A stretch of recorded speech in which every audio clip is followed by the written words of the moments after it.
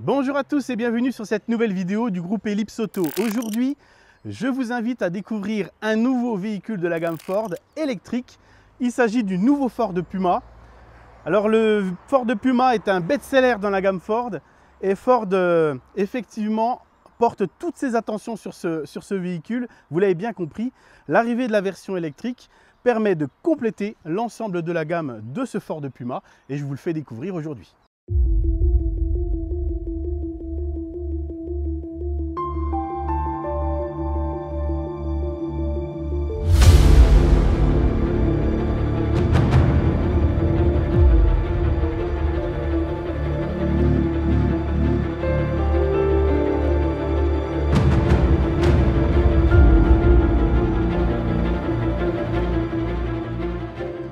Vous l'avez compris au premier coup d'œil, ce Ford Puma, malgré qu'il devient électrique, n'a pas changé esthétiquement. Et Ford a eu raison car ce véhicule rencontre un fort succès encore jusqu'à présent, malgré qu'il est sorti il y a 5 ans. La raison principale de son acquisition, lorsque les clients sont interrogés, c'est son style, son look. Et effectivement, vous pouvez le voir, là j'ai choisi une version blanche qui fait bien ressortir ses atouts.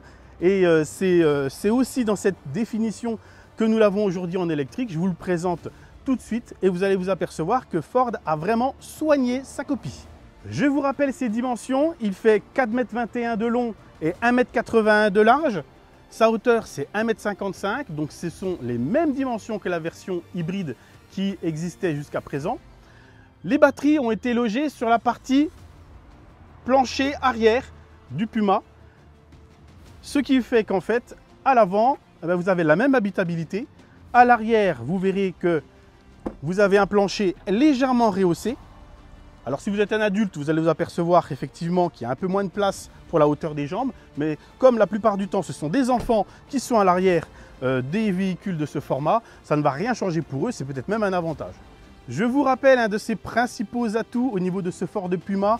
Beaucoup le savent déjà, c'est son chargement. Au niveau du coffre, c'est exceptionnel. En globalité, vous avez 566 litres de chargement.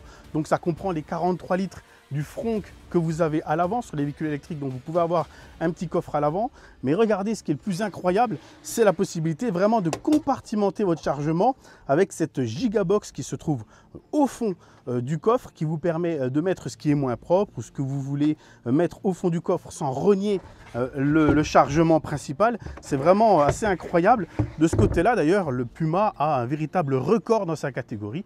Donc vous pourrez voyager à 4 personnes sans problème avec les bagages. Pour partir en vacances, ça posera aucun souci. La seule différence extérieure de ce Ford Puma électrique se situe à l'avant. Vous l'avez compris, l'absence de calandre ici montre bien qu'on est dans une version zéro émission. Donc ce Puma Genie, en fait, sur la face avant, reprend les codes de la version thermique. C'est juste la calandre qui change. Ce Puma électrique possède un moteur qui développe 168 chevaux. Et puis en termes de couple, 290 Nm de couple, ce qui permet vraiment de très bonnes performances car surtout le poids a été contenu.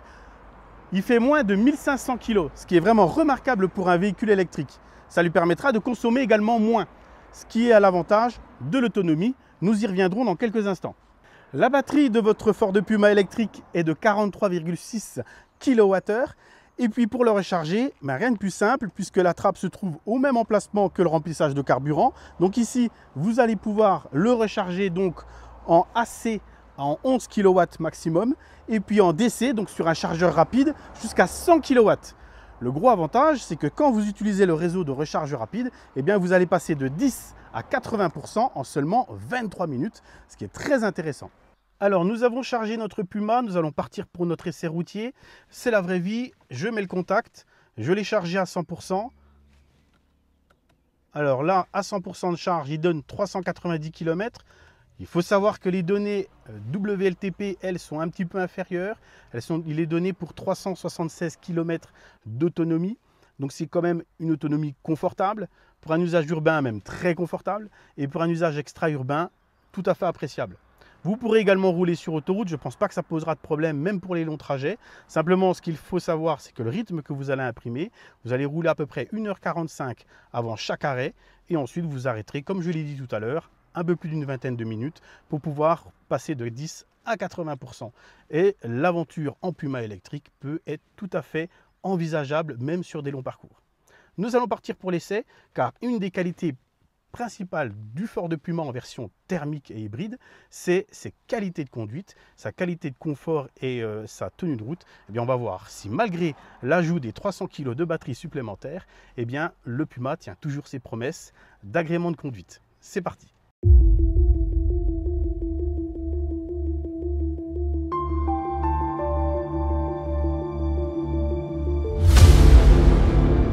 Alors moi, ce qui m'impressionne surtout, c'est la première fois que je le conduis celui-là en finition haut de gamme parce que j'en ai conduit un autre en version normale. Et la version haut de gamme, on sent tout de suite la différence d'ambiance. Ah ouais? C'est pas toujours le cas, mais là c'est tout de suite différent. Déjà les parties lumineuses sont beaucoup plus agréables et puis surtout le toit panoramique, comme il est énorme, eh bien l'effet de clarté, ça fait, je crois que c'est la première fois que je conduis un Puma avec un intérieur aussi lumineux. C'est super agréable, super agréable. Alors silence à bord, forcément, on est dans un véhicule électrique. Tout à fait, mais le silence de roulement, ça c'est important aussi. On voit que le Puma est vraiment bien insonorisé parce qu'il y a très peu de bruit. La route, on ne l'entend pas. Franchement, c'est vraiment super. Et puis, je parlais de la console centrale qui est un peu suspendue comme ça. Ça donne vraiment une touche de modernité que n'avait pas la version hybride. Le volant, bien sûr, carré pour faciliter l'insertion sur la partie basse et puis avoir un meilleur visuel sur l'extérieur, à la partie haute, qui est également ici tronquée. Donc le volant, certains le trouvaient un peu grand, mais moi je m'en aperçois pas trop. C'est pas quelque chose qui me choque. Par contre, les écrans sont d'une clarté, mais c'était déjà le cas sur la version précédente.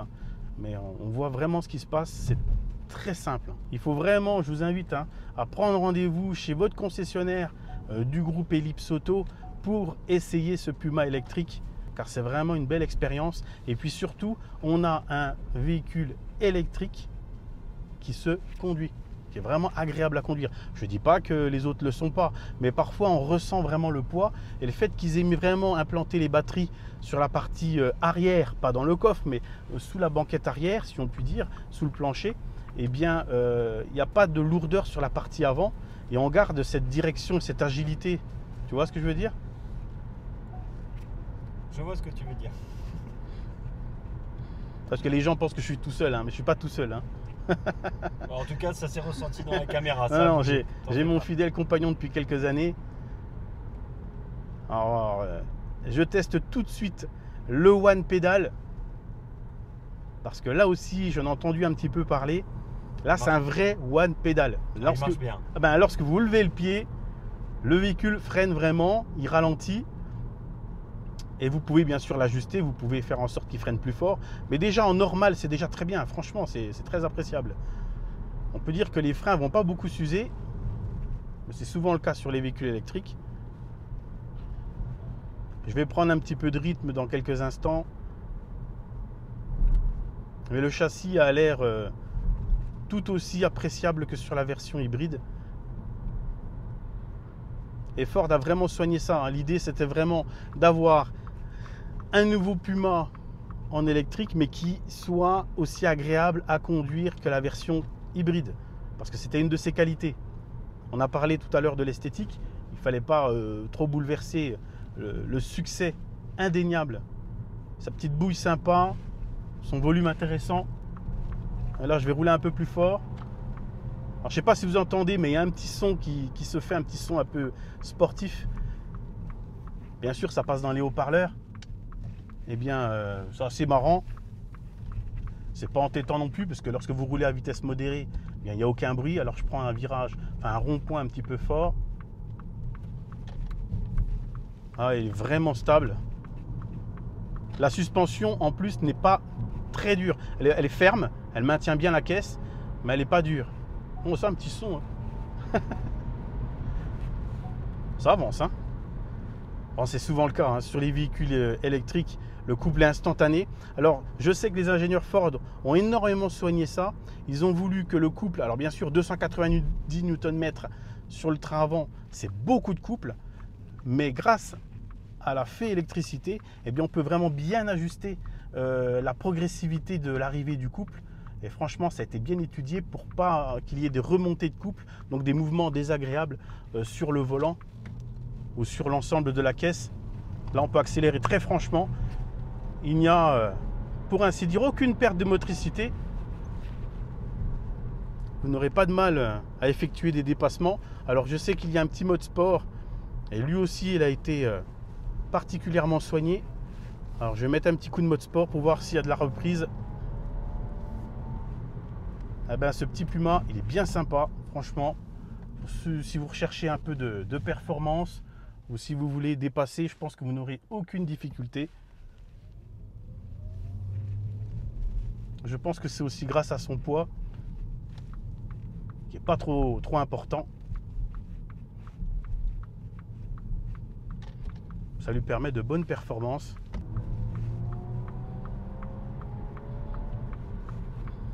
Sympa ce petit bruit quand même. Ouais, j'aime bien.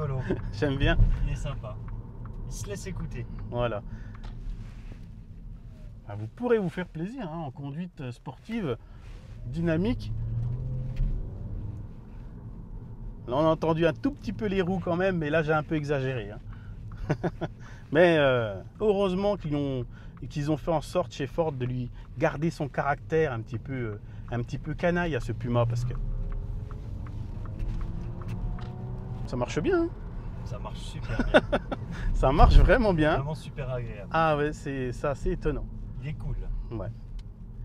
Il est pétillant ce Puma électrique et c'est un peu la surprise. Franchement, c'est un peu la surprise. En tout cas, je me répète, j'exagère, mais il faut venir l'essayer. C'est pas parce que le Puma est sorti il y a quelques années. Ford a sans arrêt fait des évolutions, sans arrêt ils l'ont fait progresser. Et cette version électrique, on peut dire que c'est la version de la maturité. Et il est très silencieux, très confortable. L'idée du toit panoramique, ça prend tout son sens aussi. Moi, je trouve que ça va bien, ça va bien avec l'atmosphère qu'il crée en fait dans le véhicule. C'est parfait. Il est un petit peu brigand en sport comme ça, je trouve. Ouais, il a un petit côté. Il a un petit truc qui te donne envie d'y aller. Ouais.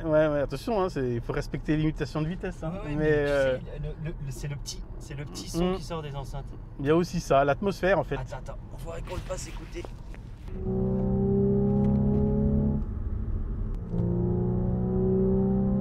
Nous sommes de retour à la concession Ford de Ney-Belfort.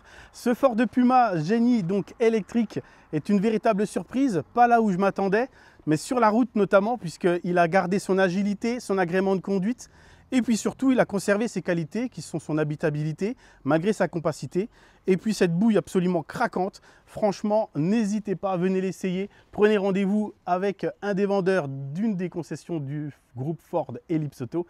Je vous souhaite de passer une très bonne fin de journée. Je vous dis à très bientôt pour une nouvelle vidéo.